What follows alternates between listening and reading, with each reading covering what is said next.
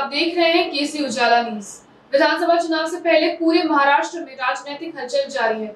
इसी बीच भरीवा बहुजन महासंघ पार्टी के नेता प्रकाश आंबेडकर ने कहा कि महाराष्ट्र के आदिवासियों को एकजुट करने की प्रक्रिया शुरू हो गई है। 2 बैठकों के बाद तीसरी बैठक 8 से 10 दिन में होगी।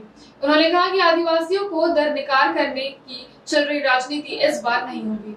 उन्होंने और भी क्या कहा, आइए जानते हैं। महाराष्ट्रामधल्या आदिवासींना एकत्र करण्याची प्रक्रिया ही सुरुवात झालेली आहे। 2 बैठका झालेल्या आहेत। तिसरी बैठक लवकरच होणार आहे। 8-10 दिवसांमध्ये बैठक होईल आणि विदर्भापासून ते कोकण आणि अमरावतीपासून ते कोल्हापूर या परिसरातला असणारा जो आदिवासी आहे, हा सगळा आदिवासी एकत्र येऊन आम्ही एकत्र ह्यापुढे राहणार आणि निवडणुका लढवणार असं तो घोषणा करणार आहे। वंचित बहुजन आघाडी बरोबर तो निवडणुका लढवणार आहे। त्याच्यामुळे असणारं जे आदिवासींचं डिवाइड करून जे राजकारण चाललं होतं ते ह्यावेळेस होणार नाही।